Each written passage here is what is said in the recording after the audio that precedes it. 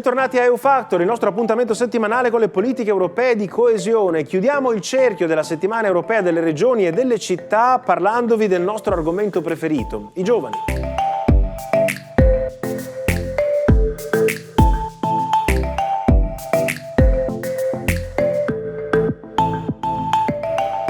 Anche quest'anno per il quinto anno consecutivo è stato assegnato il premio Megalizzi-Nijevski. Antonio Megalizzi e Bartek Nijevski erano due giovani giornalisti radiofonici, amanti del giornalismo e dell'Europa, che sono rimasti uccisi in un tragico attentato a Strasburgo nel dicembre del 2018. Da allora il premio a loro intitolato cerca di promuovere le carriere giornalistiche di giovani europei che intendono fare buona informazione, anche critica, sull'Unione Europea e sui suoi meccanismi. Quest'anno le premiate sono state tre donne: Sara Facko, una giornalista radiofonica croata che fa anche l'insegnante, Antonina Lozanova, una cronista socio-economica giovanissima che lavora nella zona più povera della Bulgaria, e Olena Martiniuk, che ha cominciato la sua carriera giocoforza come cronista nell'Ucraina sconvolta dall'invasione russa. Andiamo a conoscerle.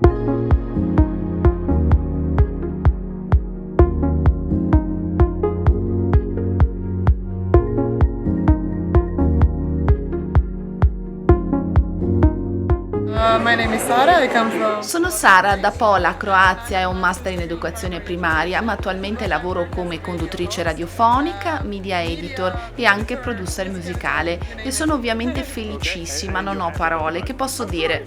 Lo dedico a mia madre, amo occuparmi di cultura, musica, teatro, eventi, questo è il mio genere di giornalismo preferito.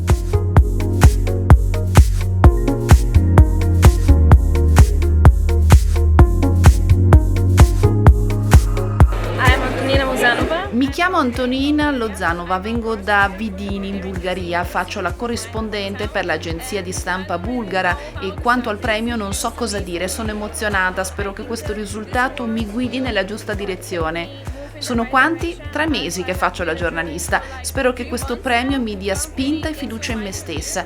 Mi interessano i temi sociali, mi piacerebbe realizzare documentari soprattutto.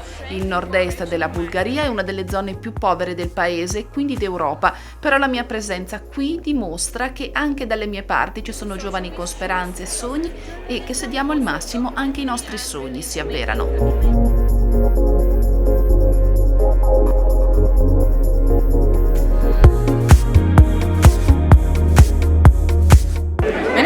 Mi chiamo Olena Martiniuk, vengo dall'Ucraina, dal Lviv in particolare, lavoro per alcuni media locali e in particolare modo mi sto occupando di profughi, di rifugiati a causa dell'invasione russa.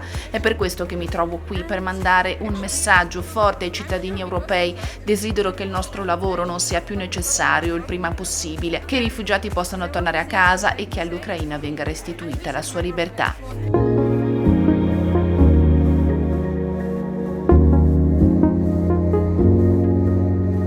Alle 3 giovani croniste sono stati regalati un biglietto Interrail per andare a scoprire l'Europa e anche una strumentazione tecnologica molto importante, una fotocamera di ultima generazione, perché da quest'anno e per i prossimi anni il premio Megalizzi-Nijevski è diventato anche un premio fotografico. L'Europa si documenta per dati, per informazioni, per storie, ma anche per immagini. Allora magari l'appuntamento in futuro, dato che il nostro presente è fortemente legato ai partecipanti e vincitori passati del premio Megalizzi-Nijevski e anche ai partecipanti di 2 diversi grandi progetti europei, Youth for Europe e Youth for Regions, 2 progetti che cercano di coinvolgere i giovani nella comunicazione delle politiche europee. 7 di loro saranno i protagonisti di EU Factor Next, il progetto che va a cominciare e che vi farà compagnia per il prossimo anno. Le storie di coesione ce le racconteranno loro da 11 diversi paesi europei e allora andiamo a conoscerli in breve prima di metterli al lavoro.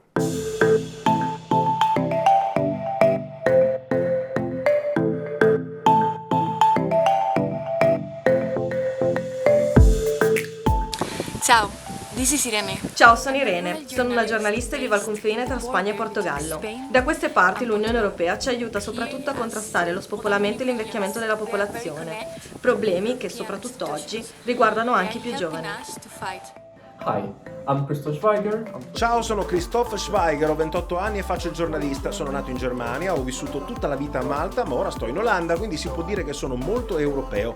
Amo il giornalismo, mi occupo di vari temi, anche globali, soprattutto scienza, tecnologia, ma ogni volta che c'è un argomento nuovo di cui parlare mi ci tuffo per imparare qualcosa di nuovo.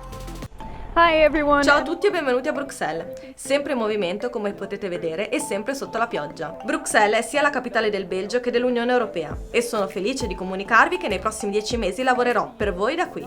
Non solo sui temi caldi di cui dovete essere a conoscenza, ma anche sulle opportunità che l'Europa vi offre. Io sono Amy Zoutberg, ho 26 anni e da 5 vivo in Belgio e non vedo l'ora di tornare a parlare con voi. And I can't wait to speak more to you soon.